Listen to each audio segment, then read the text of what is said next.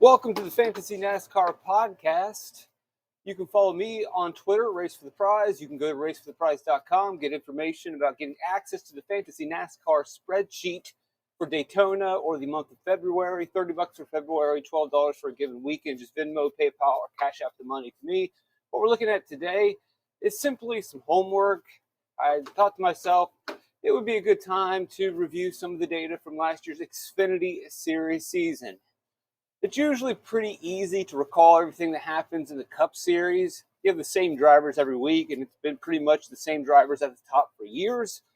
But in the Xfinity Series and in the Truck Series, there's often a lot of turnover, and it's easy to get seasons confused and forget who was hot last year or who was hot to finish the year and who's in what ride now, who switched over. And there was plenty of change, and I recorded a podcast earlier this off-season discussing some of the Xfinity Series changes. Check that out on my YouTube page or dig through the past podcasts at Apple. Look into that. You can also just go to JSki if you want to read through all of the seat changes. But today I want to go through the data and look at, who finished the season last year pretty strong. You'll remember Cole Custer wins in Phoenix in overtime. Hey, cool, great, whatever. So what we've got on the screen, and I know it's not very big, but we've got to go a little bit smaller to fit all of the data on the screen. And again, if it's not big enough for you on YouTube, hopefully I can carry it with my dulcet vocals.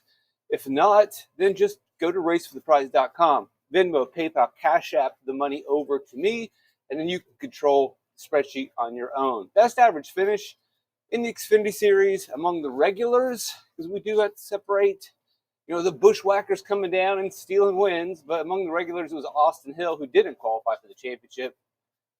That 21 at Martinsville stings a little bit. Either way, he had a pretty good season for RCR. I imagine they just continue to grow. They're going in the right direction. Austin Hill is a very talented driver.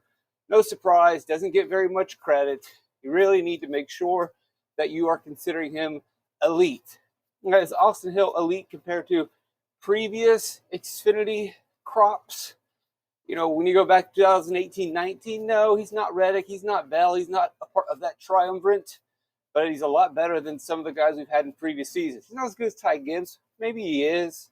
Maybe he doesn't quite have as fast as equipment, but he's definitely better than these seasons where we had Austin Cindric and Daniel Hemrick.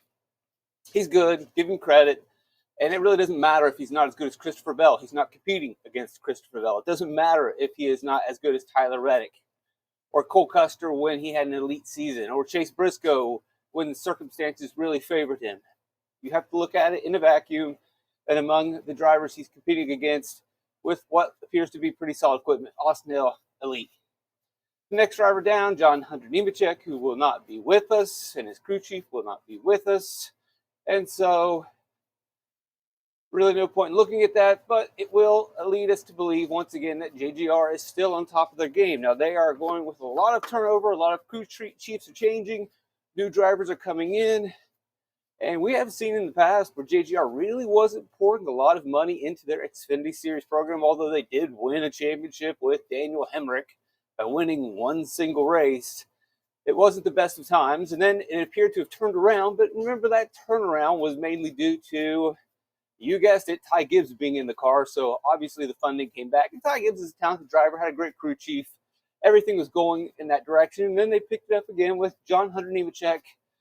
It's always been, if you give Nemechek quality equipment, he can win. I mean, you can go back to when he was driving that 42 CGR part-time once in a while. He got himself a win.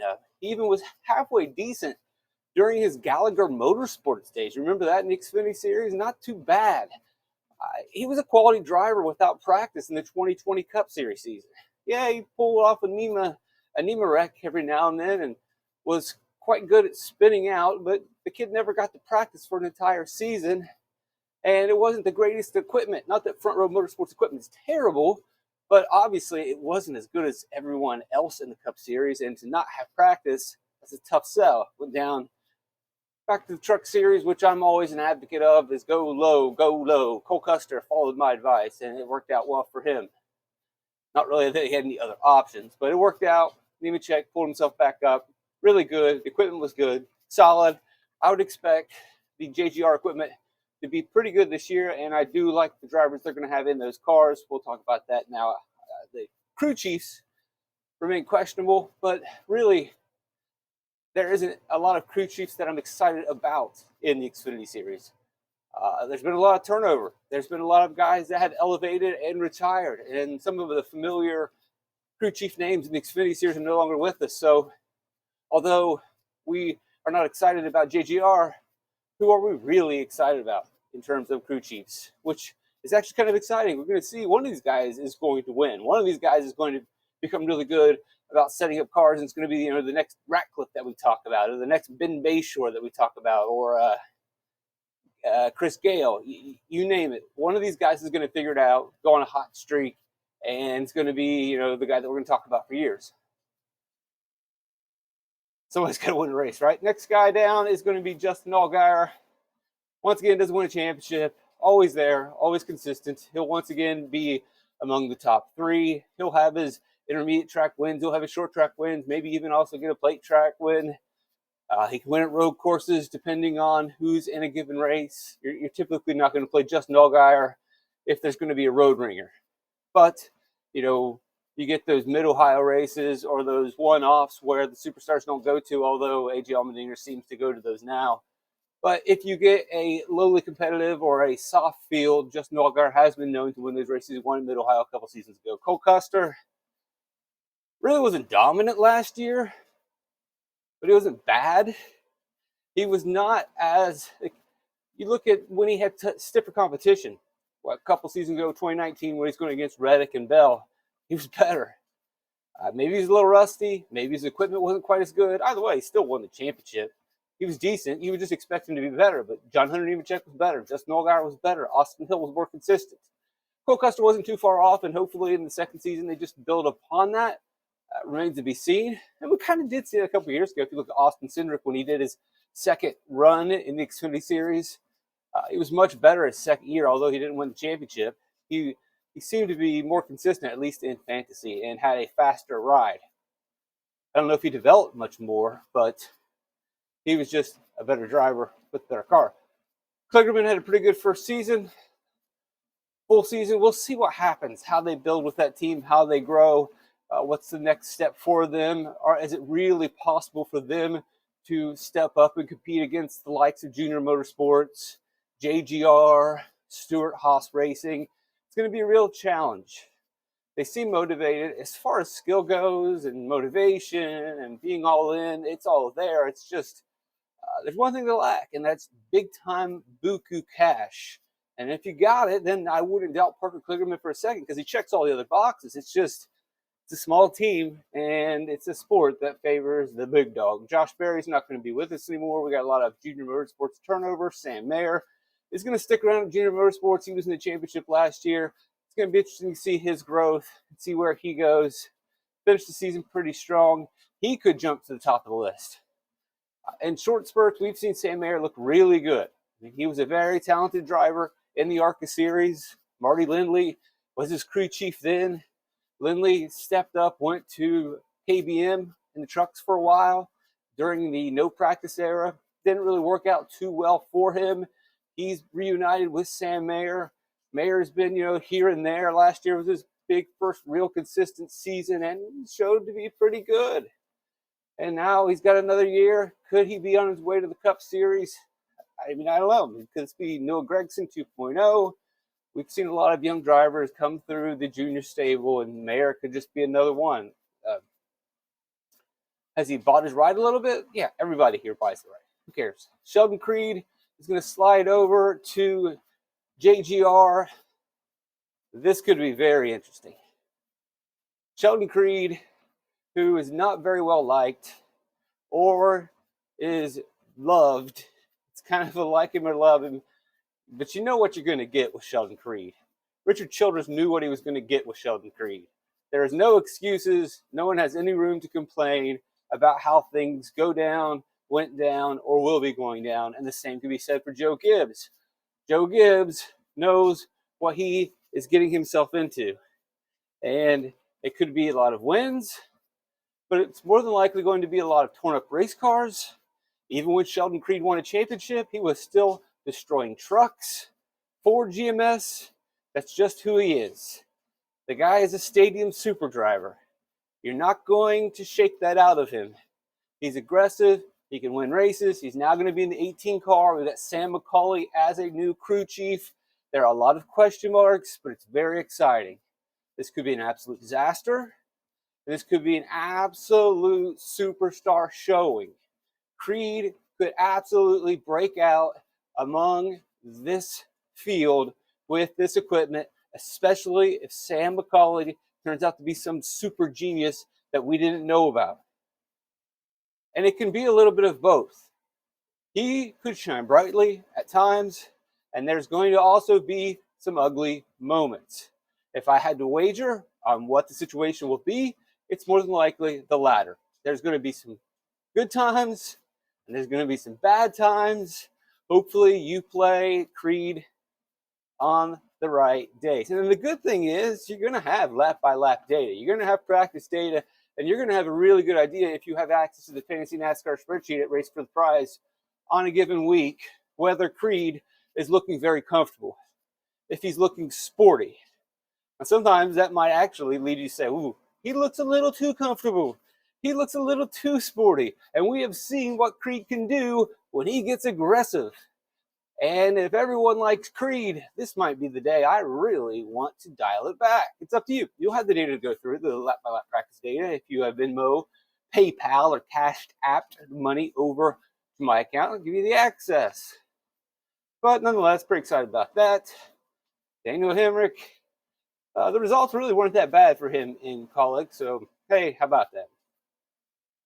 Could have been worse. Riley Herbst started the season out strong, went through a slump, but then really came on when they switched crew chiefs. Richard Boswell, the crew chief for Chase Briscoe when they went on that run in 2020, won all those races without practice, was with Herbst the last couple of years and didn't really work out, so he left and reunited with Chase Briscoe at the end of last season. They did not really do much in the Cup Series coming back together. It's a little tougher of a series, folks. Boswell may be good and Briscoe may be good in the Xfinity Series without practice, starting up front every single week. But in the Cup Series, they'll play around. That doesn't mean that Boswell and Briscoe can't figure it out, but yeah, it's just not like they got back together. They got back together and it's a fairy tale ending. Herbst gets a new crew chief, and maybe he figured it out. He wins his home race at Las Vegas, finishes with 5 straight top 5 finishes, a handful, almost top 5s in every single finish to end the season. Watkins Glen being one of the few exceptions, Texas being an exception. It's interesting. Has Herbst finally turned the corner? Another pay-to-play kid, gas station heiress. Gregson's another kid who took him a little while as well. Silver Spoon. Herbst has always been pretty lighthearted. He's never been a spoiled brat. He's not punching people. He seems to be the most mature and well-rounded of all of these kids out of Vegas with big wallets. Either way, could he have finally turned the corner? Now, as we say that, we can scroll down real quick and see another guy who is in a very similar situation, who we've said that a couple times for, and I'm skipping a couple people, but this relates tangentially to Riley Herbst, another rich kid, Brandon Jones, son of the Ream Empire. Jones has always been able to purchase a ride, be it from RCR, then purchased a ride, those were top rides at RCR. Purchased another one at JGR, and now he's shoveling the money into the fireplace at Junior Motorsports. And in every tenure of his career, or every, place of work at RCR, we have said to ourselves, it's this year that Brandon Jones figured it out. Like, look, he got a couple good races here. No. So he moves over to JGR, not good. But then he won a couple races at JGR.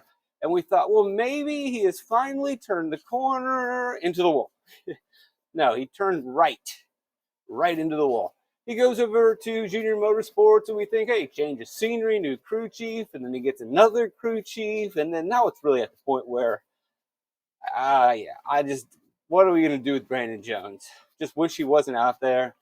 You can't keep thinking he's going to turn things around. If he hasn't figured it out by now, as these words come out of my mouth, this is finally going to be the season where Brandon Jones becomes elite. I wouldn't put it past Jones to win a couple races in a season. He has enough money.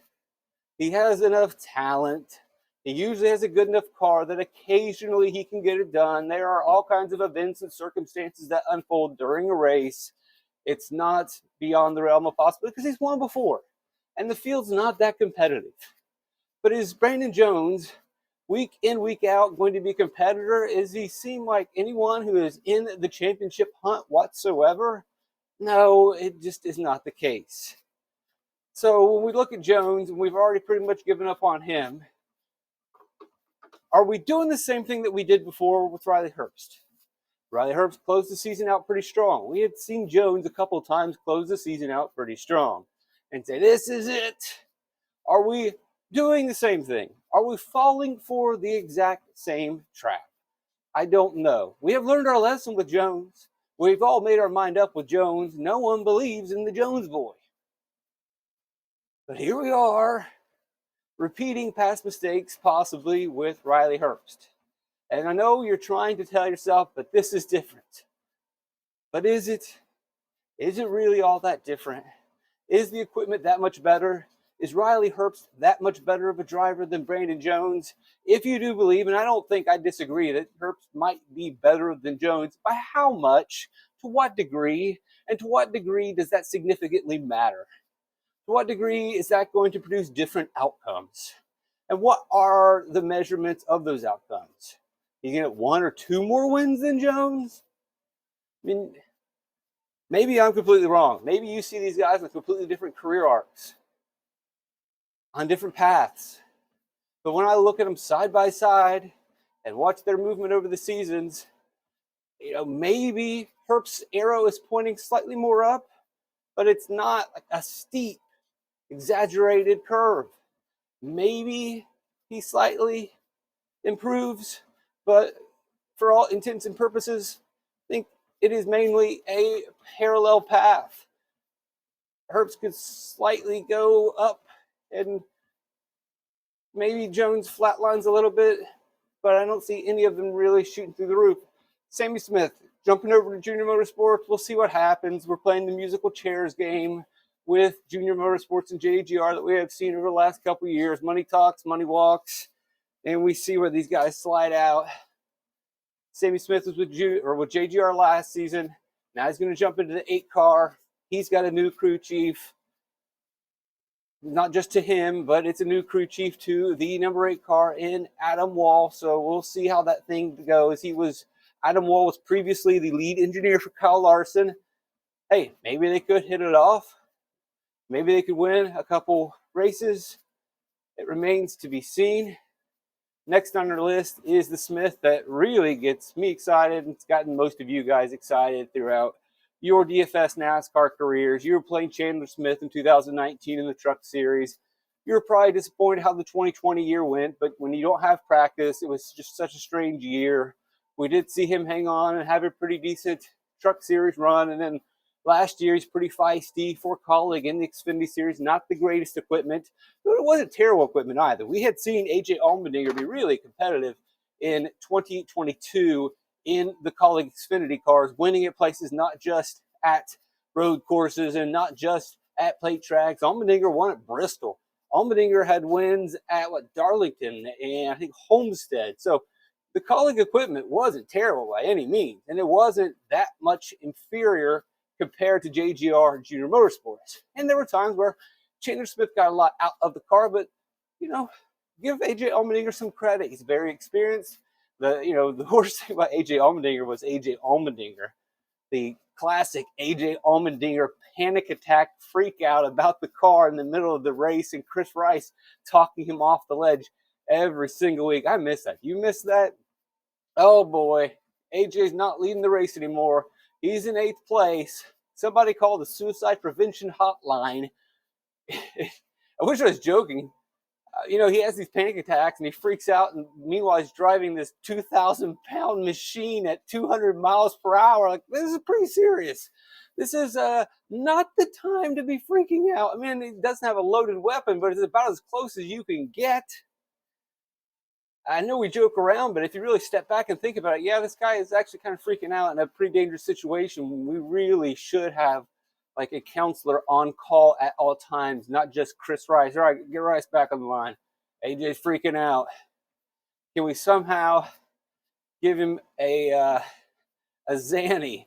Can we get him to do a little green flag pit cycle, and then we'll slide a Zanny? And they're probably not good for Allmendinger given his drug history. I was at the Daytona race 2012, was it, where he got suspended, got kicked out of the car. I can't remember. I think it was Adderall, like most of them they all got busted for, but he lost his Penske Cup ride, and well, that's how the story goes. That was an interesting event. So probably shouldn't make the drug references with AJ Allmendinger, but I love AJ. Everybody loves AJ.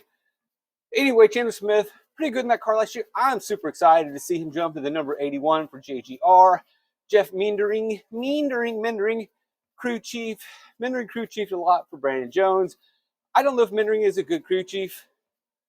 I don't know if Mindering's stats were impaired by having poor drivers. So that's something we can definitely pull up on the screen. Let's look up Mindering's statistics as a crew chief and really break it down. We know we're excited about Chandler Smith. Chandler Smith back with Toyota and that JGR equipment should be pretty fun. But we got to see what Mindering did, right? Brandon Jones, not so good. Cole Custer, 2017, 18. While Custer was building before, was it Shipley? Mike Shipley, I think it was Shipley or Shipley took over with Custer. They had the breakout season 2019. Mindering went over and then worked with Jones. They did get 3 wins out of Jones. Those are those 3 wins where we're like, oh, maybe Jones has finally figured it out.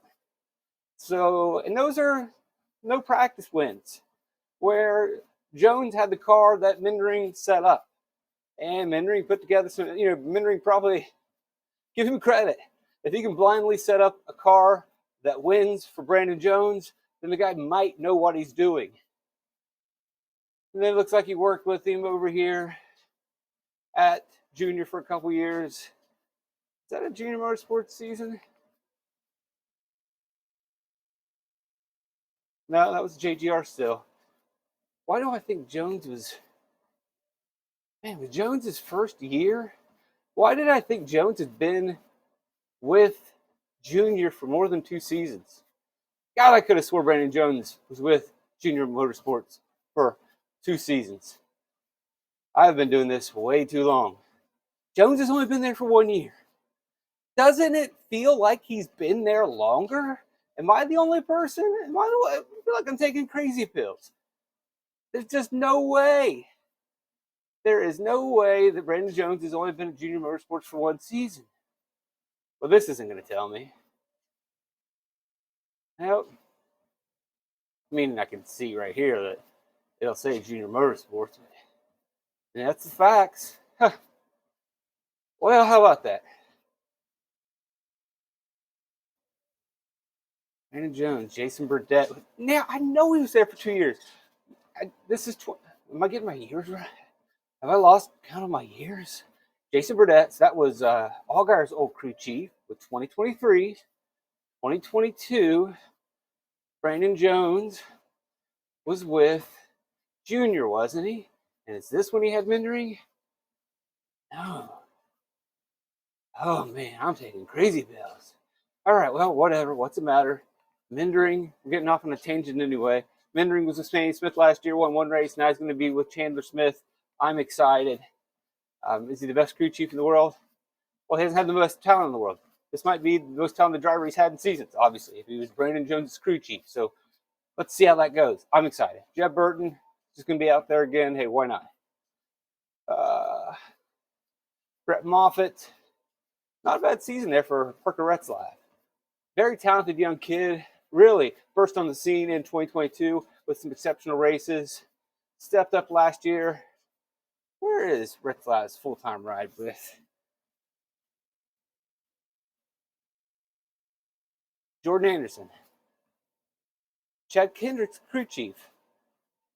Not bad. He had those really good races in 2022 with Sieg, then with Jordan Anderson last year, back with Jordan Anderson as they build the team. Chad Kendrick is the crew chief. That's not a bad result. Brett Moffitt, not a bad year either.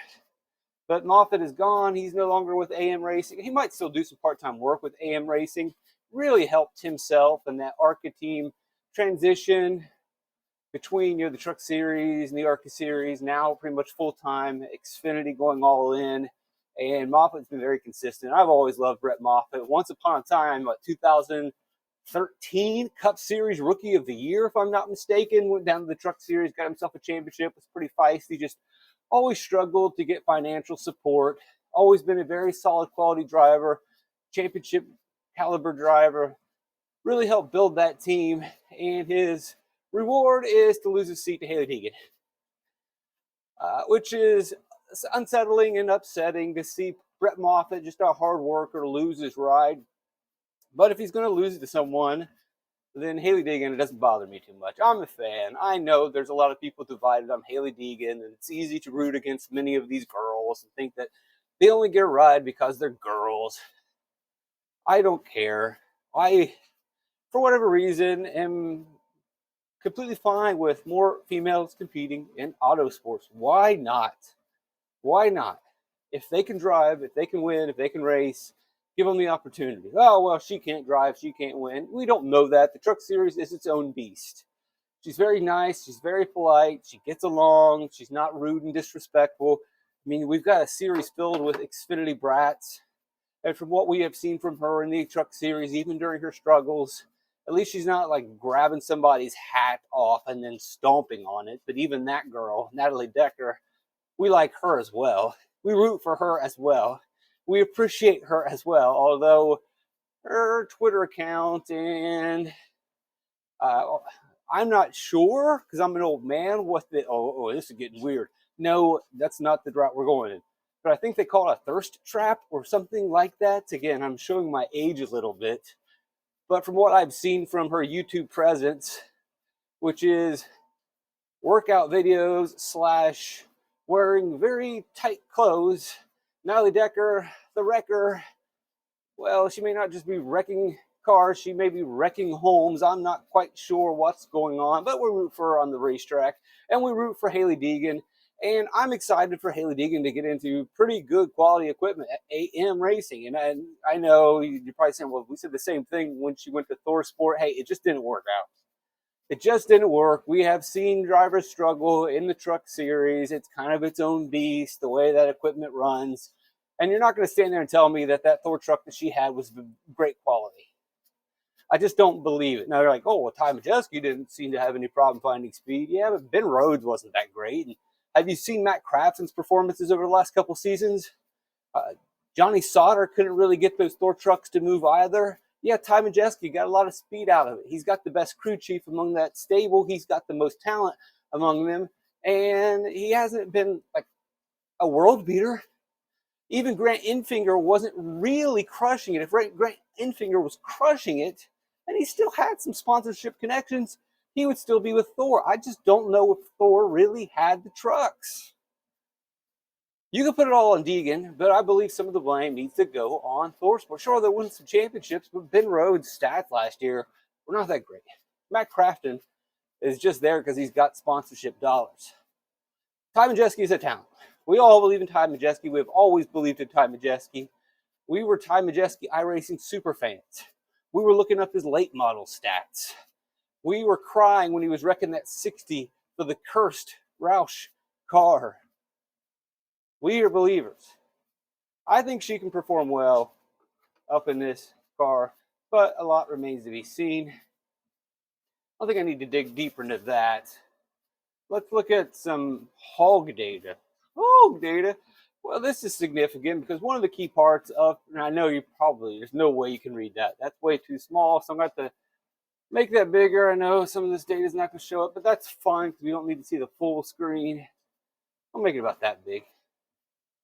So this is fast laps / laps led points. I say hog because you're hogging all these meaningless points because really in racing all that matters are wins. But I call them hog points. You may refer to them as dominator points. It all works for me. whichever way you want to go. I think some people call them hammers. It doesn't matter, whatever. But this gives us an idea of the speed and the specific cars from the specific crew chiefs, from specific drivers, and usually it's pretty tightly contained among the best of the best. And these are the guys that you want to make sure that you're jamming into lineups.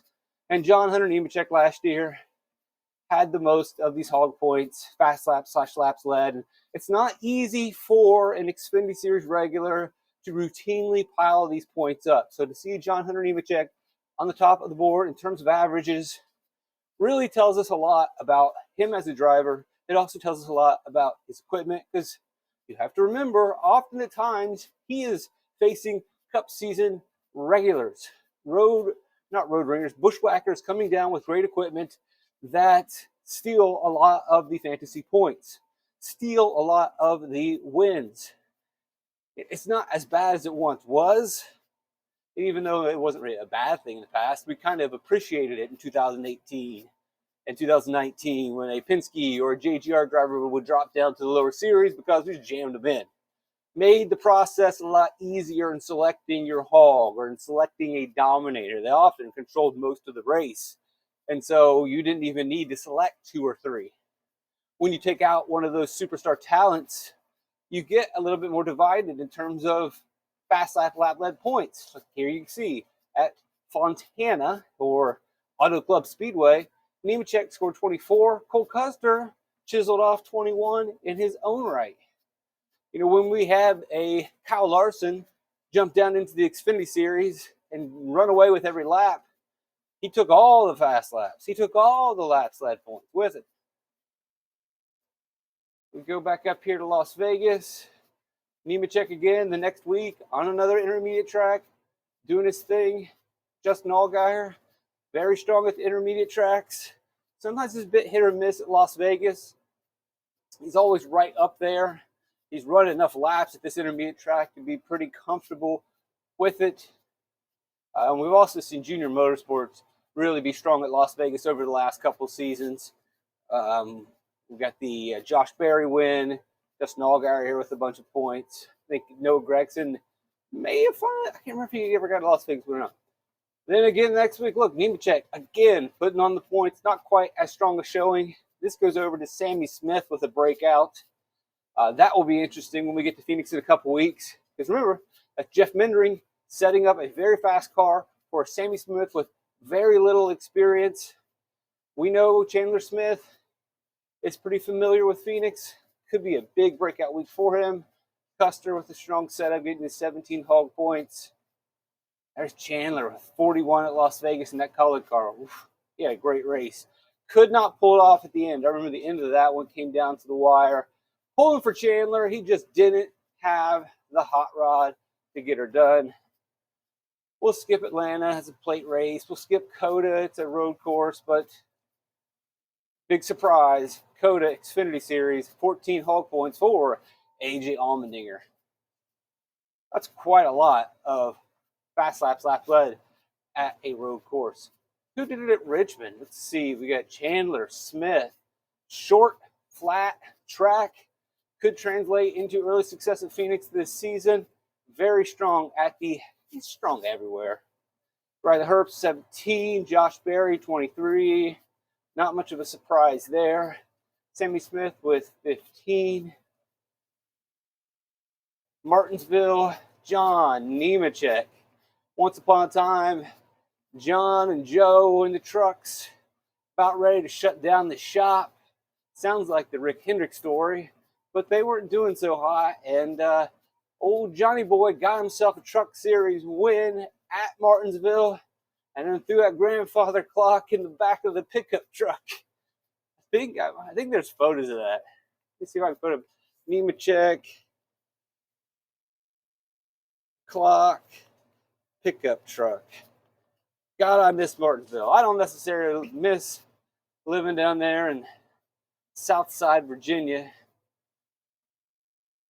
Not my fondest memories, but boy, do I miss living right next to that racetrack. Going on to Martinsville twice a year, rushing out of work, catching some Friday afternoon practice. Oh boy, Boogity, boogity, boogity. Love that.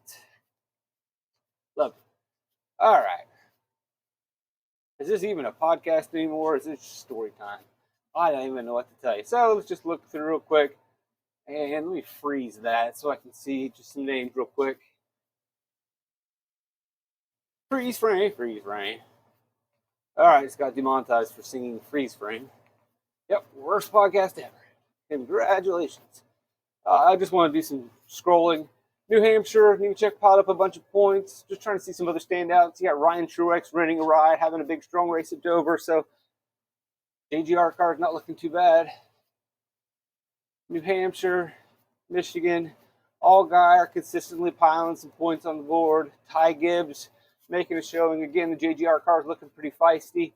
Dale with a nice little Bristol run here. Allgaier back on the board. Cole Custer back on the board. Anybody down here with some surprises? No, not really. Seems like things by the end of the season pretty much tended to stabilize. Nemechek was your weekly hog. Allgaier was your weekly hog. Cole Custer was your weekly hog. That was the triumvirate battling it out. And we typically do see that every year. It really comes down to what the three mainstays. And usually it's Justin Allgaier stepping up out of junior motorsports, although we occasionally see a Gregson or a Josh Berry or appear to be a Sam Mayer this season that kind of stepped to the side, the Robin to the Batman, even though Allgaier is not really Batman, maybe more of a fat man, little fat man. He's in decent shape. He's not fat, but he's not like super fit either. And he's not Batman, but he is the leader of the team. And every year he is usually their lone representative or one of their two representatives. And then we see the one JGR guy step up. Last year was Nemechek. The year before that it was Ty Gibbs. And then we'll get, somebody, be it Cole Custer for SHR. Maybe it could be an RCR. If I had to guess going into the season, I'd be really excited about Chandler Smith. But you got Chandler Smith and Sheldon Creed. Who's going to be the guy that comes out of the JGR stable? Is it going to be both of them? Are they going to take up 2 of the 3 spots? Is Justin Allgaier just going to consistently be Mr. Steady? I don't see why anything should change. They changed crew chiefs last season, and back to being the same old Allgaier. Didn't fall off any. The competition hasn't really got that much more fierce. I would imagine Allgaier is still going to be in the triumvirate. Maybe we'll end up with 4. I mean, why would Cole Custer get any worse? You look at the way he closes the season, 40 points at Bristol, 28 at Las Vegas, 41 at Homestead, 42 at Phoenix. It's a pretty strong finish to the season. Going into this year, why would they take any steps backward? Shouldn't Cole Custer just continue to improve? So I don't see Custer falling out of the conversation or Allgaier. We got to see who is going to come up in JGR and make it work. And then, oh, by the way, the elephant in the room is Austin Hill. He's still here, folks, and he still had the best average finish last season. So why does he not get to be a part of the conversation? This could be a really interesting Xfinity series, a very exciting season for the fans. But it all remains to be seen. We don't know what's going to happen. And hey, don't count out Frankie Muniz. I bought a Muniz t-shirt last year. Malcolm in the middle. And should we get excited about Jesse Love in the number 2, taking over Sheldon Creed's old car, and Danny Stockman being the crew chief? I've never really been much of a Stockman fan, but like I said at the beginning of this podcast, this isn't really, there aren't a lot of super dynamic crew chiefs in this series at the moment that we can really identify. Stockman's been around long enough that he could be the best. Marty Lindley for Sam Mayer could be the best. There's a lot of unknowns. Mindering could be the best. We got to wait and see how this thing all shakes out. We got a lot of new guys. We got engineers stepping in. We got Josh Williams, the Josh Williams story. That's not going to get old. And I hope that Josh Williams and Colleague, it goes well. Look, the Colleague cars were good for Allmendinger. It revitalized Allmendinger's career, didn't it? Chandler Smith was very competitive last season. Daniel Hemrick, not a great race car driver, last I checked, had decent performances. Now Josh Williams is in that car Please, God, don't let this go wrong. It will break our hearts. It is an exciting Xfinity series. As you go through the numbers and you go through the drivers and you look at these different crew chiefs and different teams, there's a lot to get hyped about. Now, there's been previous Xfinity series seasons where I got real hyped and then it was just such a watered down, soft, terrible product. But I don't think that's going to be the case. I'm excited by the drivers. The Xfinity product is great. The car is great. It's so much better than the next gen car. It is, on one hand, it's disappointing. Like, why can't they let the Cup guys drive this car? Give them this horsepower. They could. But, the positive is all right, you get a Cup product and you get an Xfinity product. And this helps elevate the Xfinity product. Thank God the Xfinity drivers are not driving Cup Series cars because that would basically be the Truck Series. You give the young kids the more powerful equipment, you create pretty exciting racing. So the Cup Series is the Cup Series. It's exciting in its own right. And what really keeps the Xfinity Series going is the cars are much more fun to watch and drive. So you may not have the talent or the names, but by giving them the better equipment, you actually elevate that series. So it works out pretty well. Now, yeah, it would be great to have this equipment in the Cup Series, but look at the bright side. This definitely makes the Xfinity Series much more fun to watch. All right, I'm just rambling now. But it's 4 in the morning on Super Bowl Sunday.